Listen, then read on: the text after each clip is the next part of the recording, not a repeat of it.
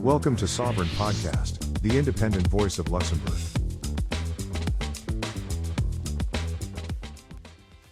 All right, so this is Paul COMRIE, host of Soveryn Podcast, where we discuss the highs and lows of startup culture, being independent, and building a brand. If you're a decision maker at any level in the value chain, we want to hear from you. Failure, middling success, runaway success, whatever your situation is, if you're independent, if you've got skin in the game, if you're making choices and decisions, we would like to meet you and hear from you. Today in studio, we have a good friend of the podcast and a friend of ours in the co-working where we work. Her name is Clara or Daniela. Welcome. Thank you. Thank you very much for the invitation. It's Absolutely. a pleasure to be here because the topic is really very close to my heart. So I'm happy for the invitation. Thank you. Wonderful. So maybe for our audience who don't yet know you, we've given your name. So for you, it's a little bit different because you wear so many hats, but what is your current position? So currently I'm really taking care of languages.lu. Actually, the company is Group Moraru SRL. So I have different activities, including the managing of the language school, which is called languages.lu. But then we also have translations, and we use for that specific activity translations.lu. And we have some other activities, but all related to languages like voiceover and some other, but everything around languages. So it's one-stop shop for languages, language resources, to learn Luxembourgish, for example. You know a little bit about that as well, I know. Yeah. Yeah. Very good. And when was this company founded? What year?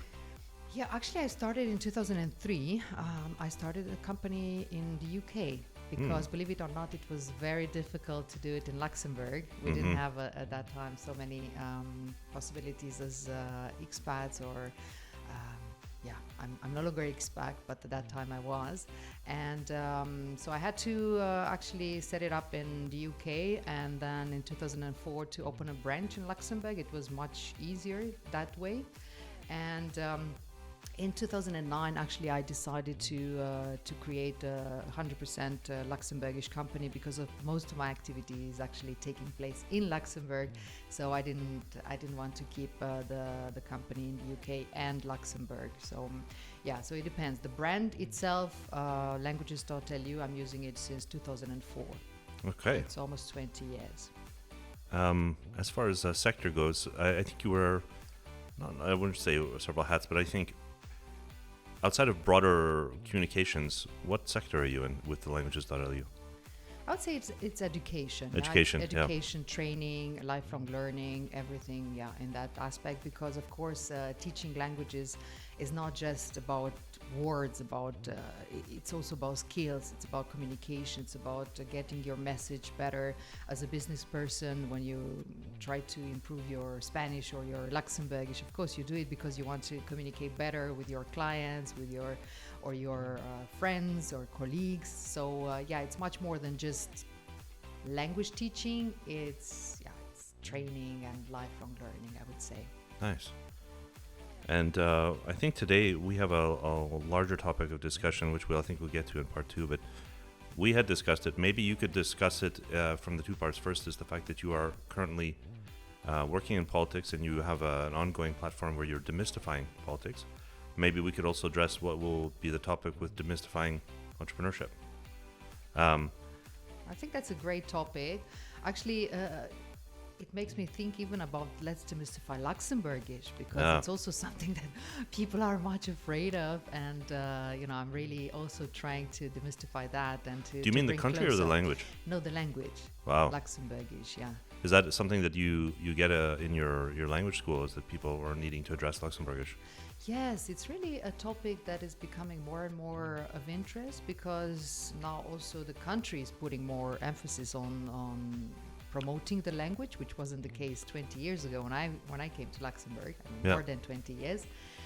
But now we see that there is this trend of really supporting the language, even though it's not yet very coherent in terms of expectations from the government and what is being done actually on the field, like visibility given to the language. I would say that they are lacking actions in that specific field, like giving more visibility to the language in public spaces. But yeah, so more and more people are interested to learn this language, but they don't know how to start. They don't know how to practice it afterwards. And so I started to actually in 2004 I started with the first online Luxembourgish course, and that's really funny when you think, because I had to come from a different country and do something for the local language, because they didn't do it before. It was actually more than 12 years later that the city of Luxembourg did something online for Luxembourgish learning. Wow. You would think, how is it possible, that they wouldn't really use the possibilities that they have in their hands to improve the promotion of the language, to improve the platforms that are available online or offline. Because also offline, if you look at the Luxembourgish opportunities to practice, it's actually, you only have one Café des Langues. It's like this bubble coffees where you can you can practice languages, but there is only one per month. And it's also like in the city of Luxembourg, it's in Domel d'Ange. If you don't have a car to go there and to find the place, I don't think that there are a lot of things being done to actually help foreigners and new Luxembourgers to practice this language on a regular basis. So there is a lot of improvement to be done yet. Mm-hmm. Okay, so before we get into our topic that of this demystification thing, for our audience, we're going to quickly go through some of the questions that we have that allows us to turn this into a part 1 and part 2 podcast. So first, maybe tell us a little bit about your activity. What is the pain point that Languages.lu is solving? Like, what is it that you addressed in the market, and what do you address ongoing? I know you have many platforms. You have children's books. You have all kinds of things. You have a brochure. But what do you think, what are you bringing?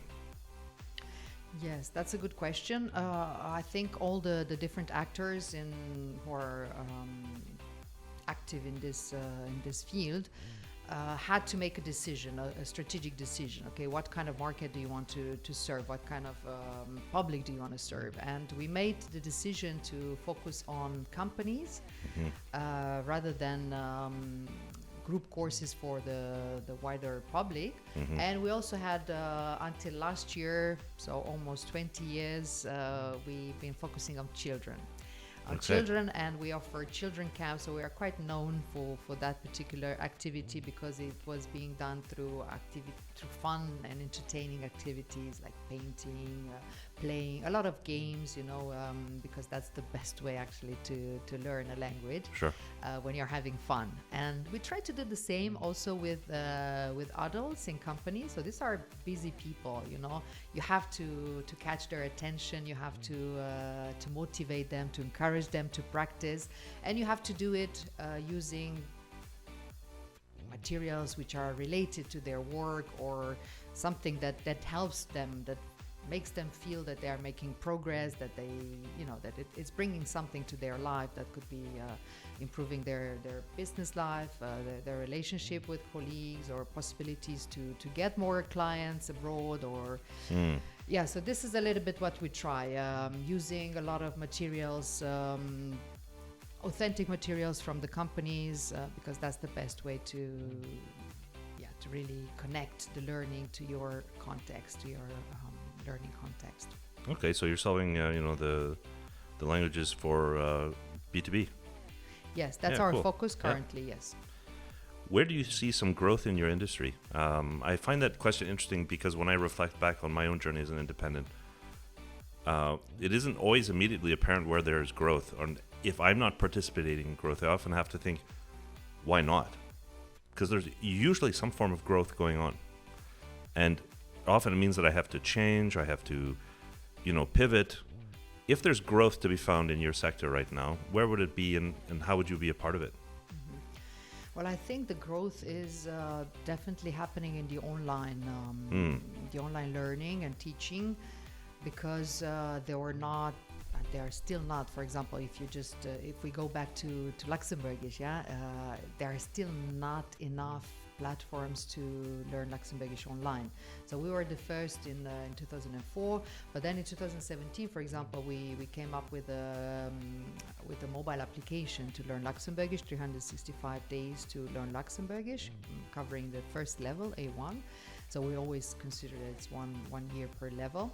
And in that aspect, if you look at the market, is still underdeveloped. And still a lot of people who are looking for tools, for platforms, or whatever they can use to learn Luxembourgish. I'm just giving this example because it's it makes sense. Because we are in Luxembourg, so of course this is with all the people who need a Sprachentest, etc. It would make sense if you could just do it on a platform.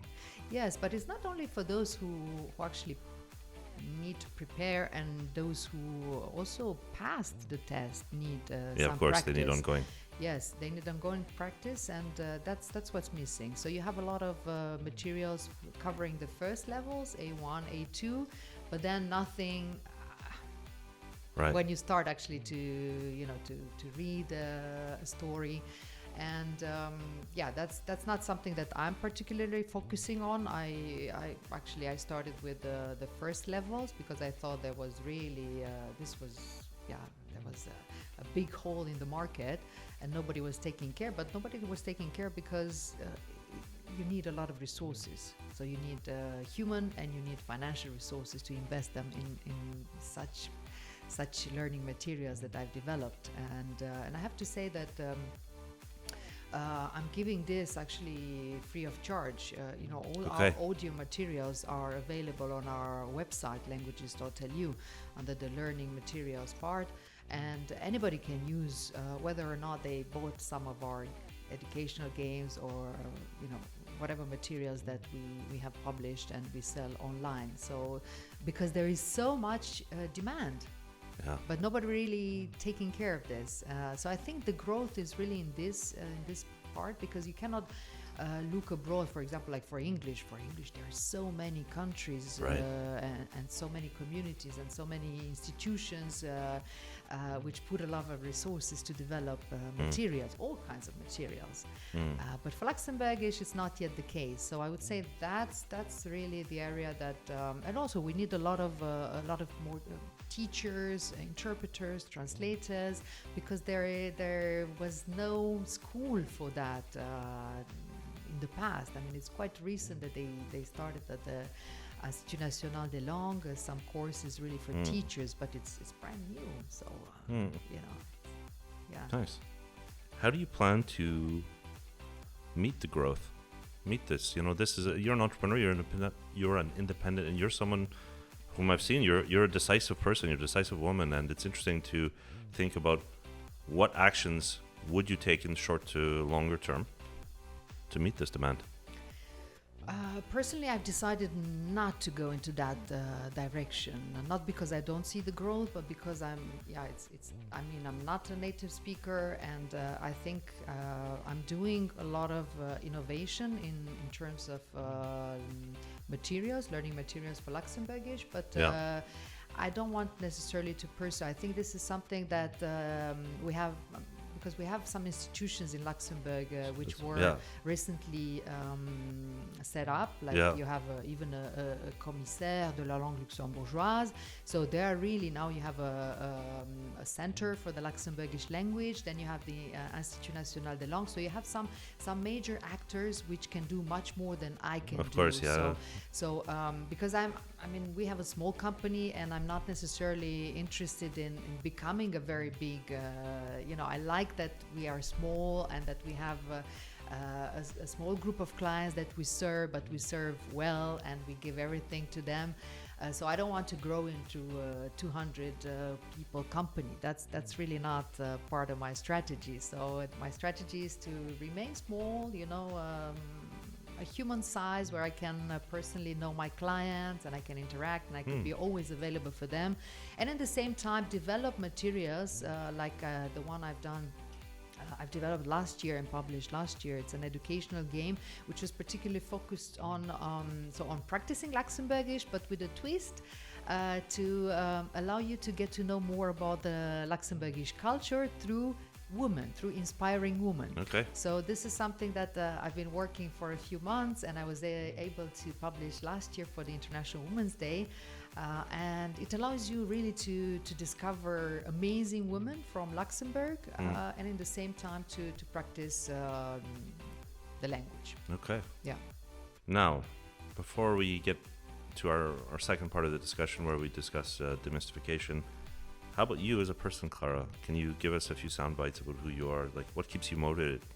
Because you and I have discussed, you had a different model for your company prior to COVID. You went through COVID like all of us. It was brutal. You come post-COVID, you have I think a leaner, more agile structure. How do you stay motivated? I really love to innovate. I really love to bring people together and to make a change, to make a contribution, to serve something, a cause or community. This is what keeps me motivated. So I think I'm a very generous person with my time and with my energy. So Indeed, you're here. Yeah, I like really to help. Of course, now as an entrepreneur, as you know, time is limited. Time is money. Time is money, yeah. So we have to be very good at managing our time if we want to give back to give back something to the community. So giving something back to my country, like I've done with the learning materials and all the innovations that I've done for the Luxembourgish language, is really a way to give back to the country that is my country now, that it became my home. Okay. Yeah. Nice. Who or what is your support system? The reason why I brought up these questions, these are things that I thought about as an independent. I would not be able to survive in this country without my mom and my sisters. They have really supported me along this journey. And, family has been the backbone of my being able to go out and do this. So who if you have a support structure, what is it and who are they? Yes, I have different support structures, and I'm really lucky to have them. Because indeed, as you mentioned, during the pandemic, it was brutal for many people. Yeah. And unfortunately, I know people who took their own lives because they just couldn't manage. And actually, one of my very good friends from childhood from Romania, he took his life. Sorry. And it's really, I think, because as entrepreneurs, very often we don't go out too much to talk about our problems. No, so we don't. Therefore, it's so important what you just said, to have this support group. I have my mom as well. Yeah. She's always there. She's always sometimes she doesn't agree with and she's always so surprised and so amazed that I managed to do so many things the way I planned them. She's like, okay, how do you do that? I try only to plan my week and I cannot do it. I cannot keep the planning. But yeah, I like to organize my time and I have a few groups that I can count on. So I have a few entrepreneurs actually I know I can reach out and ask. It's what I've done actually during this last couple of years, also to ask for suggestions and how would they do it, also in terms of political involvement, so it's really this entrepreneurs who have much more experience than me. They're always there. I will not name them, of course, because it depends on which type of questions I have and challenges I'm confronted with, that I reach out to them. But I also have some good friends, very long-term friends, who sometimes, it took me a while actually to be able to speak about challenges, because I've been raised as I need to be a winner, in Romania, and the communist country, we needed to be very competitive and to, You hide weakness.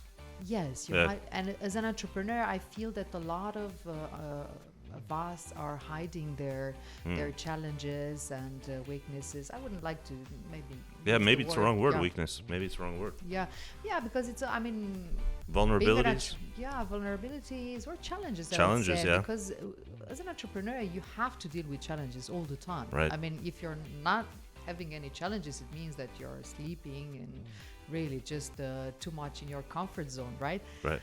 And we have challenges and problems to solve almost every day. That's our job. Yeah. And so do you really want to go out to people who don't know you, who don't know your journey, to speak about those? No, you really have to have the trust. And yeah, as I said, I have different groups that I can reach out to, and I know they will not judge, or if they judge, they will do it constructively, you know, really like a constructive critique, and really just trying to help. No, it's Yeah. true. I mean, I have had, so I have an ongoing support structure with my family, but there's also been several entrepreneurs along the way. Some have been clients, some have been just friends, and several of them, I don't know why, but they agreed to help me for numbers of years. They would take their time to meet with me, and some of them would say things like, someone helped me. Yeah. But I wonder if it's not because you also give your time to them, because or maybe Could not be. to them, but maybe to other people, you know, Could because be. I think it's, you know, it's a kind of circular. I mean, if you give, maybe you will receive, not necessarily from that person that you help. But I mean, in my case, I was lucky to have people around me who are enthusiastic about my success, and who were there to support me, and that's why I like to do the same. Yeah. I had some mentors along the way, and really thanks to them I learned so much, and I was confident in my strengths and in who I am, who I became thanks to them. And yeah, I think it's so important. Okay. So maybe because of that, you also have these people around you. So, you know, when people tell you, okay, I have nobody around, maybe the question to ask is, okay, but how available are you for others? That's interesting. Because it has to be a win-win, even though not from the same person, but you know, you give and eventually will receive. Yeah. Yeah. So generosity, I think it's, if you are generous, it's very unlikely not to be surrounded by people who also want your well. Well, I like your view. It's your vision. It's I think it's I don't know how to say it. I think it's both constructive and it's positive. Makes sense. Okay, so one of the last simple sort of questions. Let's say two things. One would be, how does Luxembourg fit into your story? I think partly you've already explained that it's languages.lu, and also coming part of an agency from a branch rather from the UK. But what, to me, it's pretty. When I was learning the language and trying to become a citizen, I was trying to find reasons by which I would be inspired to learn the language, because it's a tough job, you know. And I was already working, and I had to do it at night, etc. And I realized I've always been interested in reading newspaper reports from different centuries where the English was not standardized, and you'd have these weird spellings, like you'd see in Shakespeare to all the way up to the American Civil War. You see these really strange words. Yeah. And I guess I was sort of interested in the fact that this country is standardizing a language in real time. And I found that interesting. I said, okay, well, it's interesting to see a language come to life. How does Luxembourg, play a part in your story? Yes, I would say that Luxembourg really gave me a lot. And Luxembourg gave me, first of all, the opportunity to study. So I came here when I was doing my master degree, actually. I came for 3 months to do my master degree, which was in quality management, but applied to cultural projects. So I had a few scholarships. I would say that Luxembourg really invested in me, so they would better get their return on investment soon, because they really invested in me. I didn't know that you came here on scholarship. Yes, it was a short-term scholarship. So the first year I came for 3 months. At the University of Luxembourg? No. I was doing my master degree in Romania at the University of Sibiu.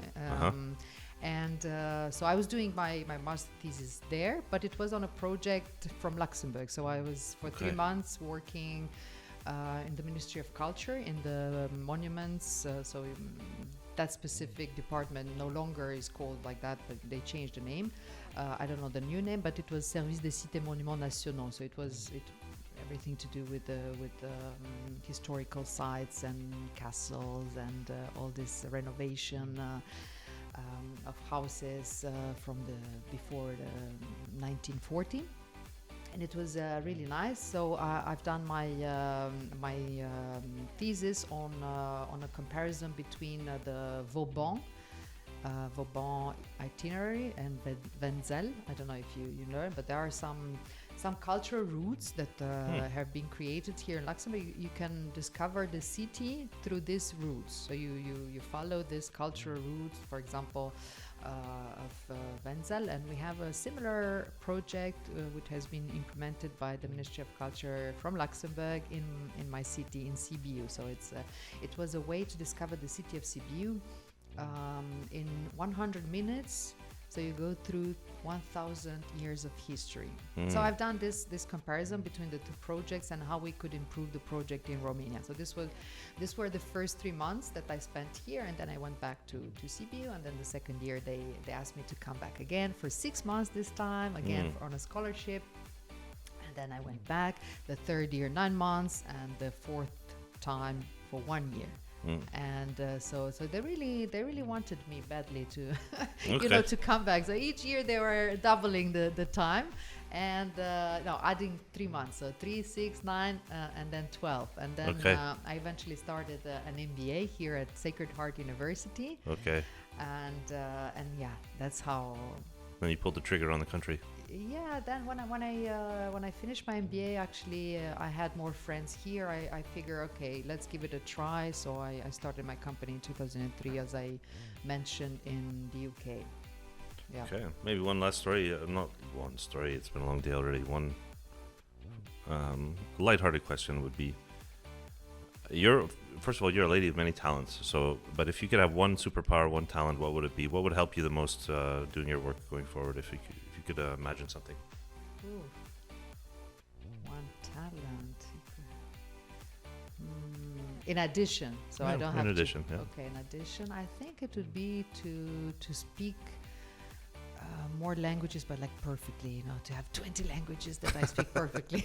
Very good. I would love that. Yeah. Especially Luxembourgish. I would love to be able. I already do so many things in Luxembourgish, so if I could be really perfect, then I would very much enjoy that. Okay. Yeah. What about you? I've asked that question several times and I still haven't thought of it. I think for me it would be to have endless energy. Ooh.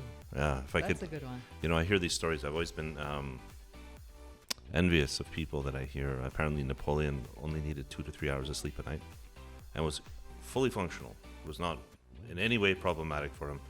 Probably was problematic for his personality because he was, pretty aggressive. Yeah. But these people who have lots of energy impress me. And maybe it would be problematic for the person living with you, because I had recently a personal experience like that. My ex-partner needed only 5 hours per night, so he wouldn't go to sleep actually before 2 o'clock. Wow. And that's really problematic because I really need 8 hours of sleep. So how do you do to actually have a life with somebody who needs less? And okay, that wouldn't be a problem if you could go to bed, but if the problem insists that you are spending time and you stay there until 1:30 or 2 every evening or morning, how to refer to. Yeah. But then it's a little bit you lose your energy, and it's kind of exhausting, I would say. So, but this problem of energy, keeping the energy, having enough battery to go you through the day and through the weeks and through the months if you don't go too often on holidays. This is something that a lot of independents and a lot of also business people are confronted with. Yeah. And I remember the first couple of years when I had my company, I would work like crazy until 2, 3 a.m. Yeah. I would even ask myself, okay, what's the point of going? It's 3 a.m. What's the point of going home? Right. If I'm coming back anyway at 8 or 9, so maybe I should just install a bed.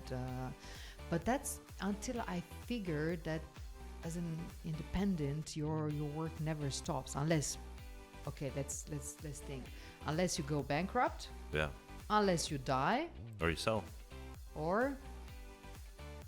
Yeah, I think, maybe there is a third, but I don't know right now. But anyway, so unless these things happen, your work never stops. So you have to really be able to say, okay, now is the moment. I need to have a break. I need to recharge my batteries before actually your batteries, how do you say, flat. Flat. It's really empty. Yeah. Because then it's too late. You need more That's recovery time. So that's something that a lot of independent people and CEOs, also a lot of CEOs, when I was studying, I did in 2017 one course at INSEAD, and we were a lot of CEOs from all over the world, and they were just exhausted, and they didn't do any sports in so many years. So for them, having a yoga session was kind of like, wow, I'm finding time to myself, also to stay here for 1 month. It was something that, wow, they were not really used to have all that time just for themselves, and to actually sleep and take care of yourself. Yeah. And it's so important actually to recharge regularly your batteries. I think this is something that we don't talk a lot or enough. Yeah. And a lot of people think that if they work endless hours, they will be more successful, or their reputation is growing bigger and bigger. But actually, I would say, no, we need to change a little bit the culture in our society. We don't have to work 16 or 18 hours per day to be successful. It's just a matter of, okay, I plan what I'm able to do, and then I take the time also to leave, because life is too short. And as I can see, my friends who are no longer here after the COVID period, because they just worked too much and they couldn't keep up with the pressure. That's very true. Yeah. A friend of mine who is a bit of a mentor, and he was a very senior member of ArcelorMittal, and he just shortly retired. And he was asking me about my work schedule. He's helped me a lot building up my business, and he said, look, people tend to wear workaholism as a badge of honor. Yeah. And he said it's not. He said this to be very point blank. He said it's an addiction, and it's bad for you, and it's bad for the people around you. It is. And you should find a way to disconnect from work as much as possible after a certain hour, and get into a routine where it's like, I'm at work and then I'm off work. And I haven't yet got that, not entirely, but I see what he's saying, that ideally as an independent we should get to a place where we are not saying I'm staying late because it's honorable. Yes. You know? I agree. It's not useful, maybe. Yes, it's not productive. I agree. I totally agree with him. Yeah. I learned that, and really now I take time regularly, and because you just have to think, okay, what if I were sick this specific day? Right. Okay, of course there are so many priorities, but you will always have some more. I mean, tomorrow as well, and after tomorrow, and next week. As I said, work never ends for us. Yeah, right. So you have to know, okay, now I just put it pause. away. Yeah, pause. I pause. Pause. That's a good term. Yeah. Just pause. I just pause. Okay, I just imagine that I would be sick, and then I would kind of like, I wouldn't be able to do anything anyway. So just anticipate and just take some time before you actually get sick. Either physically or morally, because it's both are bad for you. So. Yeah. Well, on that note, I think that's a great way to end part one of our podcast. Thank you very much for your time, Clara. Thank you so much as well. And I hope we'll be having you back on the podcast many times in the future. I hope so too. Thank you. Thank you.